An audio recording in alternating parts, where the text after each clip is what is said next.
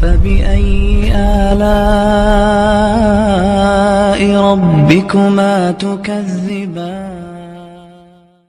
ایک شخص آیا میرے پاس پہلے، یار میرے ابا بوڑھے ہو گئے ہیں، عجیب الٹی الٹی باتیں کرتے ہیں، گالیاں بھی دینا شروع کر دیتے ہیں، اتنی بری بری گالیاں والدہ کو دیتے ہیں، مجھے بھی دیتے ہیں، یہ کرتے ہیں وہ کرتے ہیں. کیا؟ میں نے کہا بھائی اتنے بڑے ہو گئے، ابا کی عمر کتنی ہے؟ کہہ رہے 60 سال. میں نے کہا کتنی زندگی رہ گئی ہے، برداشت کر لو یار. اب ان کو سیدھا کرنے کی کوشش کرو گے 60 سال میں؟ میں نے کہا دے دیتے ہیں تو اب چھوڑ دو. کہہ رہے ہیں یہ تو بری بات ہے. میں نے کہا بری ہے لیکن اب آپ اس کو صحیح نہیں کر سکتے. ہاں ابا کے ابا زندہ ہوتے نا، وہ آتے میرے پاس، یعنی آپ کے دادا آتے، بولتے میرا 60 سال کا بیٹا ایسے. میں ان کو کہتا لگاؤ ذرا جا کے جانا اس کو. دادا زندہ ہوتے، اس لیے کہتا ہوں جلدی شادیاں کرو اللہ کے بندو، دادا بن جایا کرو جلدی عمر میں. دادا کا اپنا مزہ ہے، خدا کی قسم. باپ بننے کا وہ مزہ نہیں جو دادا کا مزہ ہے. باپ بننے میں نقصان ہے، خود پالنا پڑتا ہے بچہ، اور دادا بننے میں فائدہ ہے کہ بچہ آپ کا ہے، پالے گا کون؟ اس کا باپ پالے گا. فری کے مزے ہیں دادا کے. بچوں سے دادا کو جتنی محبت ہوتی ہے باپ کو تھوڑی ہوتی ہے. نانا کو، دادا کو جو اپنے نواسوں سے، پوتوں سے محبت ہوتی ہے وہ باپ کو نہیں ہو سکتی. تو دادا اور نانا کی آنکھوں کی ٹھنڈک ہے. گوروں کے پاس یہ چیزیں نہیں ہیں. وہ ان کی عورتیں، بوڑھی عورتیں گڑیاؤں سے کھیلتی ہیں، گڑیاؤں سے، کتوں سے کھیلتی ہیں. ہمارے ہاں ماشاءاللہ ہمارے نانا تھے، اتنے سارے پوتے نواسے ان کی گود میں آ کے بیٹھتے تھے، ایسے خوش ہوتے تھے. اور جہاں کسی بچے نے پیشاب کیا فوراً پکڑا دیا، یہ لو اس کو. اب دیکھو ذمہ داری نہیں لیتے دادا نانا، کہتے پیشاب کیا اس کو، بیٹے کو پکڑا دیا، چل بھائی اس کو لے کے جا. بیمار ہو گیا، چل بھائی اس کو ہاسپٹل لے کے جا.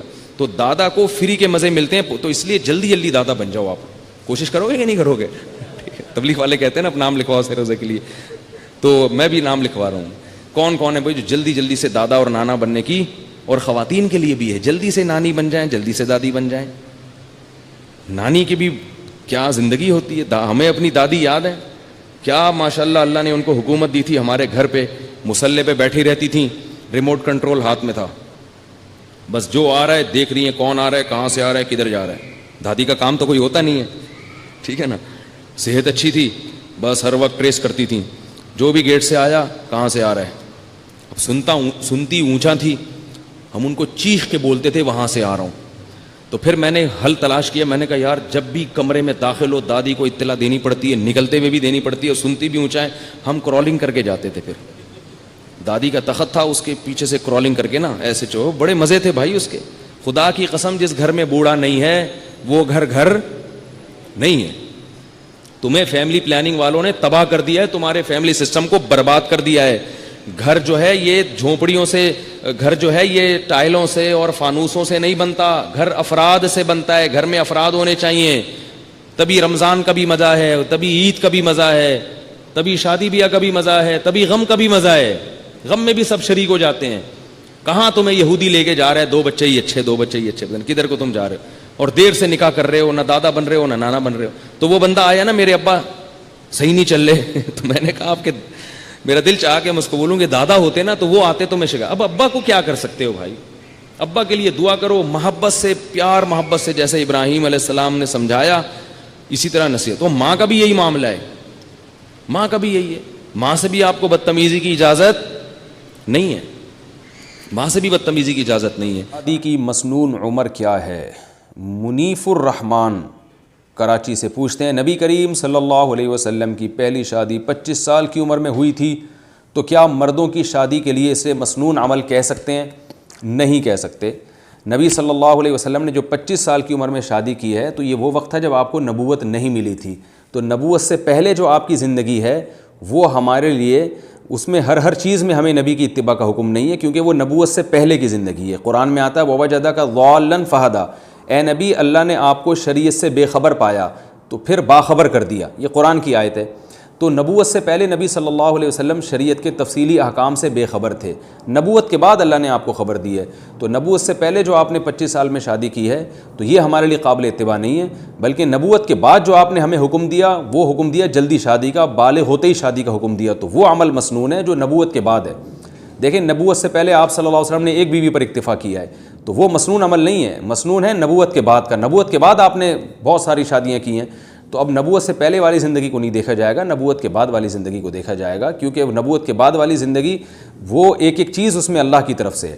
تو نبوت کے بعد آپ صلی اللہ علیہ وسلم نے جو حکم دیا، بخاری مسلم کی متفق علیہ صحیح حدیث ہے، عبداللہ بن مسعود فرماتے ہیں کہ میں بالکل شباب تھا، یعنی ابتدائی شباب میں تھا، ابتدائی شباب کہتے ہیں 15 سال کی عمر کو، تو ابتدائی شباب میں تھا، مجھے رسول اللہ صلی اللہ علیہ وسلم نے دیکھ کے فرمایا یا معاشر الشباب من استطاع منکم الباءۃ فلیتزوج، اے نوجوانوں تم میں جو نکاح کی استطاعت رکھتا ہے وہ نکاح کر لے، کیونکہ اس سے نگاہیں جھکتی ہیں اور شرمگاہ محفوظ ہو جاتی ہے حرام چیزوں سے۔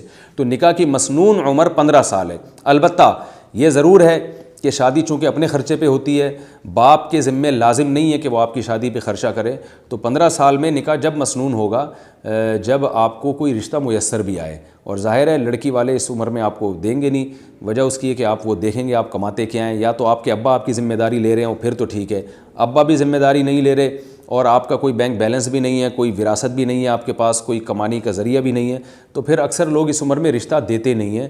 تو جو کوئی رشتہ ہی نہ مل رہا ہو تو پھر ہم یہ کہیں گے کہ آپ میں استطاعت نہیں ہے۔ لیکن بعض لوگ 15 سال کی عمر میں بھی ان کو رشتہ مل جاتا ہے، یا تو اس لیے مل جاتا ہے کہ ان کے والد ان کی ذمہ داری لے رہے ہوتے ہیں، وہ کہتے ہیں بہو کو کھلانا میرے ذمہ ہے، یا اس لیے کہ ان کو وراثت اتنی ملی ہوتی ہے، کوئی بزنس ہوتا ہے جس کی وجہ سے ان کی ارننگ ہو رہی ہوتی ہے۔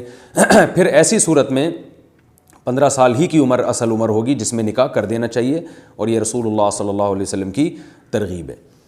پہلے لڑکی کو دیکھنا جائز ہے، مہتاب حسن نے پوچھا، نہ صرف جائز ہے بلکہ مستحب ہے۔ رسول اللہ صلی اللہ علیہ وسلم نے ترغیب دی ہے کہ جس سے نکاح کرنا ہو اسے پہلے ایک نظر دیکھو۔ سمجھ رہے بات کو؟ یہ آج کل بڑے مسائل ہیں، دیکھتے نہیں ہیں اور اس کو شرما شرمی میں، یہ غلط بات ہے بھائی۔ آپ قربانی کا جانور خرید رہے ہو، اس کو دیکھے بغیر نہیں لیتے، جو تھوڑے دنوں میں کٹ جائے گا، جو بیوی پوری زندگی آپ کے ساتھ رہنے والی ہے، اس کو بغیر دیکھے۔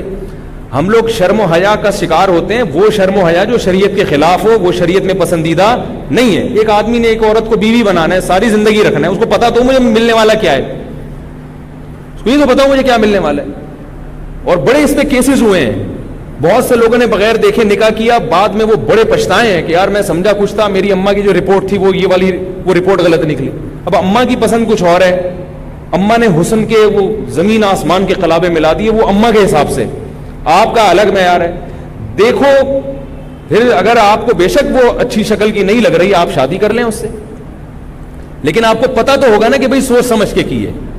اس لیے یہ چیزیں جو ہے نا، حضرت مغیرہ ابن شعبہ رضی اللہ تعالیٰ عنہ فرماتے ہیں کہ میں بغیر دیکھے نکاح کرتا تھا، انہوں نے بہت نکاح کیے تھے، تو کہہ رہے ہیں جب نبی صلی اللہ علیہ وسلم سے میں نے حدیث سنی تو ایک جگہ گئے، نکاح کا پیغام بھیجا تھا، صحیح حدیث ہے یہ، کہہ رہے ہیں میں جھانک کے لڑکی کو دیکھنے کی کوشش کر رہا تھا، کسی نے مجھے پیچھے سے پکڑا اور کہا کہ تم صحابی رسول ہو کے یہ حرکت کر رہے ہو، کیا کر رہے ہو تم؟ انہوں نے کہا کہ مجھے نبی صلی اللہ علیہ وسلم نے حکم دیا جس سے نکاح کا ارادہ ہو اس کو ایک نظر دیکھو، لیکن یہ اس میں اس کو غلط استعمال نہ کریں۔ بعض لوگ سارا دن جھانکا تاکی کرتے رہتے ہیں، پکڑے جاتے ہیں تو بولتے ہیں ہم تو شادی کی نیت سے دیکھ رہے تھے، تو وہ اپنی بہن بیٹیوں کو سامنے رکھیں پہلے کہ ان کے ساتھ اگر کوئی حرکت کرے تو آپ کو کیسا لگے گا۔ تو جو واقعی سنجیدگی سے نکاح کا ارادہ کرتا ہو اس کے لیے جائز ہے کسی ہیلے سے، کسی بہانے سے، کسی بھی طریقے سے اس کو دیکھ لے، بغیر دیکھے بھی جائز ہے۔ بعض لڑکیاں اتنا سخت پردہ کرتی ہیں، وہ کہتی ہیں جاؤ نہیں دیکھنے دیں گے، تو پھر کوئی اور طریقہ استعمال کریں، ہیلا استعمال کریں۔ ہمارے ایک رشتہ دار تھے، انہوں نے کوئی خاتون دیکھنی تھی، ترتیب بتا رہا ہوں، ترتیب نوٹ کر لیں اس کو، تو وہ کالے شیشے لگائے اور وہ لڑکی کو انہوں نے پیچھے بٹھا دیا، لڑکی کو نہیں پتا کہ مجھے دیکھ رہے ہیں۔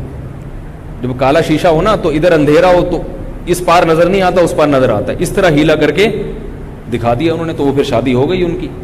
تو جو نبی صلی اللہ علیہ وسلم نے جو ہمیں حکم دیا ہے وہ ہمارے لیے زیادہ بہتر ہے اس کو فالو کرنا۔